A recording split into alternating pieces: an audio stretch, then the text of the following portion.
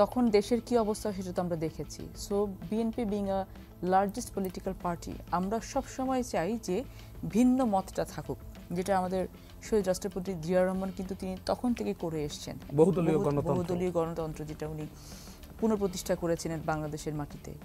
So ওদের ভয়েসটা খুব দরকার। কোন ভয়েসটা দরকার? যেটা খুব প্রোডাক্টিভ কোনো কিছু নিয়ে আসবে। শুধু তর্কের খাতিরে তর্ক করে কিন্তু দেশের কোনো উন্নতি আমরা করব না। আমরা বসে টকশোতে ঘন্টার পর ঘন্টা তর্ক করতে পারি, কথা বলতে পারি, আর্গুমেন্ট করতে পারি। সেখান থেকে যদি আসলে আলটিমেটলি ভালো কিছু বেরিয়ে আসে, এবং আমি আমি আমি খুব আশাবাদী একটা সময় ছিলাম, এখনও আশাবাদী আছি যে এই যে ফোর্সটা এনসিপি ও যাদের কথা বললো যে প্রত্যেকটা সেক্টর থেকে ওনারা কিন্তু বিভিন্ন ধরনের মানুষকে নিয়ে এসে এই দলটা গঠন করছেন। ওরা ভবিষ্যতে প্রাজ্ঞজনদেরকে নিয়ে, যেটা সোলেমান ভাই বললেন যে সবাইকে লাগে একটা দলের ভেতরে, কারণ আপনার দলে শাসন করতে হয়, দলে আদর করতে হয়, দলে বকা দিতে হয়, দলে অনেক কিছুই করতে হয়। তো সেই জায়গাগুলোতে তো সমবয়সী দিয়ে হয় না। সো এই জায়গাগুলো ওনারা কাজ করছেন, আমি খুবই এটিকে অ্যাপ্রিসিয়েট করছি। ভবিষ্যতের দিকে ওনারা যাচ্ছেন সেটা অ্যাপ্রিসিয়েট করছি। সাথে সাথে এটাও মনে রাখতে হবে যে উনি যেটা বললেন যে হ্যাঁ, যেটা সোলেমান ভালো বললেন যে আমাদের দলের ভেতরে তো এরকম বহু ঘটনা ঘটছে, কিন্তু বাংলাদেশে কোন রাজনৈতিক দলের এই ইতিহাসটুকু আছে, এই প্রেসিডেন্সটুকু আছে যে তারা তাদের নিজস্ব নেতাকর্মীর বিরুদ্ধে এগেনস্টে এই ধরনের কোনো সাংগঠনিক এবং প্রশাসনিক কোনো ইনিশিয়েটিভ নিয়েছে? এটা কিন্তু বিএনপি বাংলাদেশের কালচারটা শুরু করেছে। সো এটা বিএনপি ভালো করছে না খারাপ করছে, এটা মেজার করার দায়িত্বটা কাদের? জনগণের। ইয়ারস্টিকটা কি? নির্বাচন। আপনি তো, আমি এখান থেকে আমি ভালো চিল্লাচ্ছি, আপনি বলছেন আমি খারাপ ধরে নিলাম, কিন্তু আপনার আমার ভয়েস তো আলটিমেট ভয়েস না, সিদ্ধান্ত সেটা না। আপনার সিদ্ধান্ত আপনাকে জনগণ দেবে। সো জনগণকে সেই অধিকারটুকু ফিরিয়ে দেওয়া হোক, যেটা গত 15-16 বছরে জনগণের কাছ থেকে কেড়ে নেওয়া হয়েছে। এবং আমরা কিন্তু সেটার জন্যই বলছি যে আমাদের এই নির্বাচনটা হওয়ার জন্য, এটা তো আমাদের কোনো ব্যক্তিগত বা দলীয় চাওয়া না, এটা দেশের এই মুহূর্তের সব থেকে বড় চাওয়া। এবং নির্বাচন হওয়ার জন্য যেই প্রতিষ্ঠানগুলোর যেই ধরনের সংস্কার বলেন, মেরামত বলেন, রিফারবিশমেন্ট বলেন প্রয়োজন, সেগুলো আপনারা করে নিয়ে কিন্তু আসতে হবে। আদারওয়াইজ কিন্তু যদি নির্বাচন কমিশন যদি নিজেকে মনে না করে যে আমি পারবো, যদি সেখানে একটা নির্বাচন তো শুধু নির্বাচন কমিশন করে না, তার প্রশাসন লাগবে। প্রশাসন যদি বলে যে মনে করে যে না আমি এটাকে সাপোর্ট করতে পারবো না, সেই নির্বাচন কি গ্রহণযোগ্য নির্বাচন হবে? না। সো এখন বর্তমান সরকারের কাছে আমরা সেটাই দাবি রেখেছি বারবার করে, যে আপনাদের নির্বাচনটা দেওয়ার জন্য, কারণ যত কিছুই আপনারা করেন না কেন, আপনারা প্রেসিডেন্সিয়াল অর্ডিন্যান্স দিয়ে যদি আপনারা কোনো পলিসি নিয়ে আসেন, কোনো আইন করেন, যাই করেন না কেন, আলটিমেটলি আপনাদেরকে রাটিফাই করতে হবে পার্লামেন্টের মাধ্যমে। সো যে কোনো পার্লামেন্টের কিন্তু ক্ষমতা থাকে এগুলোকে হয় বাদ দিয়ে অথবা গ্রহণ করা। তো তখন গিয়ে কিন্তু আপনি দেখেন বাংলাদেশে ইনভেস্টমেন্ট বন্ধ হয়ে আছে। আমরা তো ফরেন অ্যাফেয়ার্স কমিটিতে কাজ করি, তো বিভিন্ন এম্বাসিতে বসি, ফরেনার্সদের সাথে বসি, কথা বলি, বিজনেস ডেলিগেটদের সাথে বসি, তারা কিন্তু এখন ইনভেস্ট করতে চায় না। কেন চাইবে? কারণ তারা স্টেবিলিটি চায় বাংলাদেশে। তাদের কথা হচ্ছে যে আমি এই গভর্নমেন্টের সময় ইনভেস্ট করছি, পলিটিক্যাল গভর্নমেন্ট এসে সেটাকে আমাদেরকে বাতিল করে দেওয়ার তার ইখতিয়ার আছে। সো এই বাস্তবিক জিনিসগুলোকে আমাদেরকে বুঝতে হবে। এবং আমি জানি যে ওনারা যেহেতু শুরু করেছেন খুব সুন্দরভাবে, আমি আশা করব, আমরা শুধু আশা না, আমরা তাদেরকে সাপোর্ট করতে চাই। এই কারণে সাপোর্ট করতে চাই যেন বাংলাদেশে আর কখনো কোনো ফ্যাসিজম ক্রিয়েট না হয়। এবং 31 দফা কিন্তু শুধু বুলিয়া ওড়ানো না। 31 দফা হয়তো ওনারা পড়েননি, 31 দফা যদি পড়েন তারা বুঝবেন যে ওনাদের মনের কথাগুলোই হয়তো এখানে বলা হয়েছে। না হলে এটা হতো না যে সংস্কার কমিশনগুলো গঠন হয়েছে, বর্তমান সরকার গঠন করেছেন। আমি নিজেও একটি সংস্কার কমিশনের মেম্বার হিসেবে, দুদক সংস্কার কমিশনের মেম্বার হিসেবে আমি কাজ করেছি। যে পরিশ্রমটা আমরা করেছি যে একটা নতুন কিছু তুলে নিয়ে আসার জন্য, নতুন বাংলাদেশ গড়ার জন্য কোথায় আমাদের ঘাটতিগুলো ছিল, কেন দুদক দাঁড়াতে পারেনি।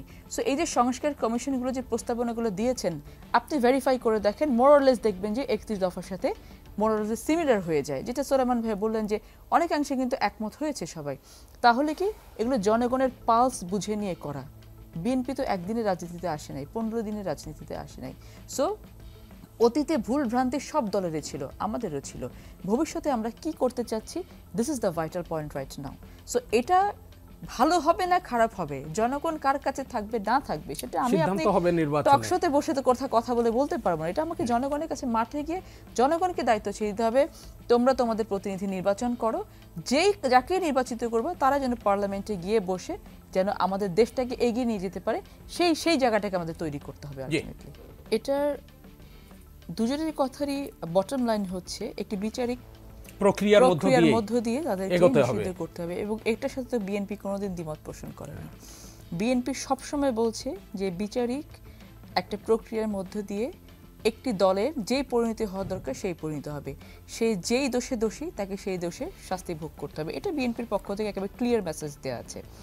আসেন আপনি এখন যেটা গণপরিষদ নির্বাচনের কথা বলা হচ্ছে, সংবিধান সংস্কারের কথা বলা হচ্ছে, সংবিধানকে কেটে ছিঁড়ে যে অবস্থাটা করা হয়েছিল বিগত 15-16 বছরে 15th অ্যামেন্ডমেন্টের মাধ্যমে কিন্তু অলরেডি সেখানে এই মামলাটা কোর্টে চলেছে, একটা রায় হয়েছে এবং ইন্টারভেনার হিসেবে বিএনপি কিন্তু এখানে পার্টিসিপেট করেছে এবং I was the filing lawyer over there, যে আমিও ইন্টারভেনার অ্যাপ্লিকেশনটি করেছিলাম এবং সেটা শুনানি হয়েছে এবং সেখানে কিন্তু যেই আর্টিকেলগুলোকে বাংলাদেশের এই সংবিধানের সংযোজনের মাধ্যমে ফ্যাসিজম ক্রিয়েট করা হয়েছিল সেইগুলোকে কিন্তু প্রত্যেকটা দল থেকে কিন্তু বিভিন্ন ধরনের প্রস্তাবনা দিয়ে কোনটা রাখবে কোনটা রাখবে না এবং একটা শর্ট কিন্তু জাজমেন্ট অলরেডি দেওয়া হয়েছে যে কোনগুলো কোর্ট রাখবে কোনগুলো কোর্ট রাখবে না।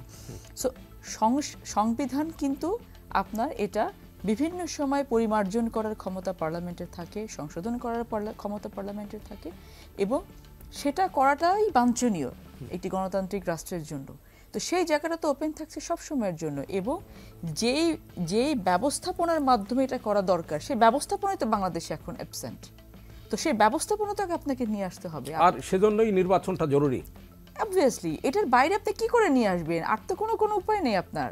সো ওই জায়গাটাতে আমাদের ঘুরে ফিরে আমরা যত কথাই বলি না কেন আপনার ঘুরে ফিরে ওই জায়গাতেই আসতে হবে আলটিমেটলি। আজকে আসেন, কালকে আসেন, পরশু আসেন এবং সবাইকে আসতে হবে যারা এখন মাঠে। আমি ছোট ভাই সাইফকে একটা কথা স্পষ্টভাবে বলতে চাই, আপনার যদি দলের রাজনৈতিক স্ট্র্যাটেজি হয় যে আপনি শুধুমাত্র প্রবলেম বোঝার জন্য জনগণের কাছে যাবেন, আপনি জনগণের কাছে খুব বেশি দিন থাকতে পারবেন না। আপনাকে ফুল ফ্লেজড প্ল্যানিং নিয়ে জনগণের কাছে যেতে হবে, আপনাকে রোড ম্যাপ দিতে হবে, আপনার দলের এজেন্ডা দিতে হবে, আপনি মানুষের জন্য কি করছেন। আপনি গণপরিষদ নির্বাচনের কথা আপনি বলছেন, আপনি গণপরিষদ নির্বাচন করে কি সংস্কার আনতে চান আপনি সংবিধানে, আপনি কি একবারও সেটা বলেছেন?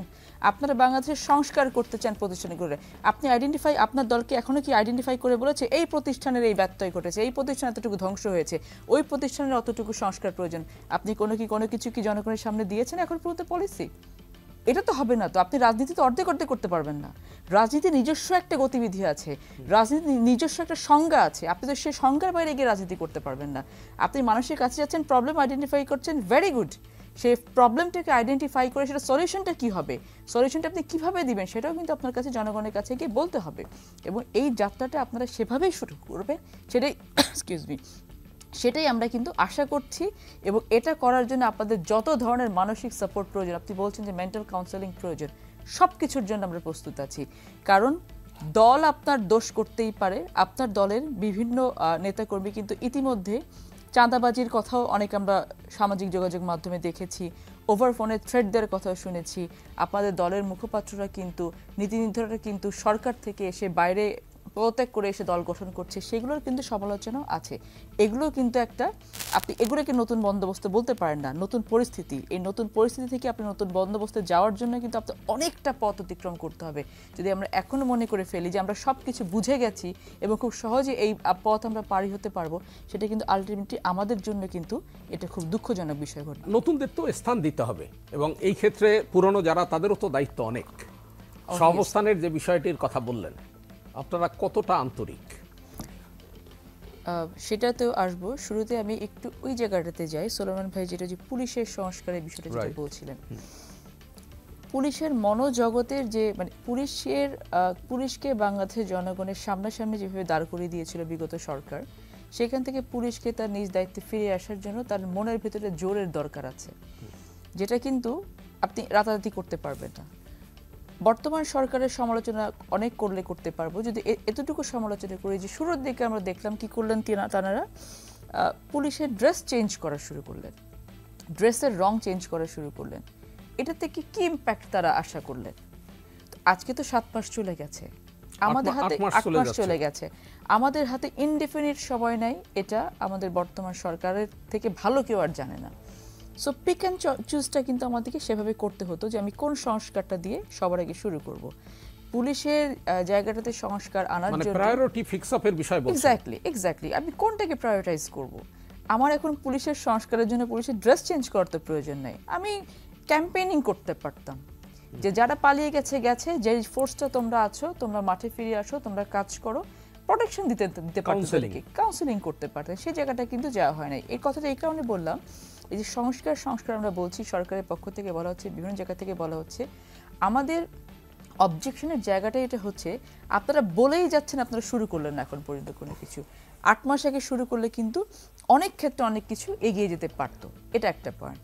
দ্বিতীয় বিষয়টা হচ্ছে যে বাংলাদেশে আওয়ামী লীগ দ্বারা বিএনপির মতো নির্যাতিত কেউ আর হয়নি, যেটা সাইফ কিন্তু খুব সুন্দরভাবে বলেছে, যে এই নির্যাতনের পরে বিএনপি জনগণকে, দেশকে একটা জিনিস দেখাতে চায় যে বিএনপি কিভাবে আওয়ামী লীগের থেকে আলাদা, এবং সেই জায়গাটা থেকে কিন্তু বিএনপি কাজ করছে, এবং এটা কিন্তু বলে কাজ করছে। আমরা যখন তৃণমূলে যাই, আমরা উঠান বৈঠকে বসি, আমরা সমাবেশে বক্তব্য দিই, আমরা প্রোগ্রামে কথা বলি, আমরা কিন্তু সবসময় বলি যে আমাদেরকে বোঝাতে হবে বিএনপি কিভাবে আলাদা।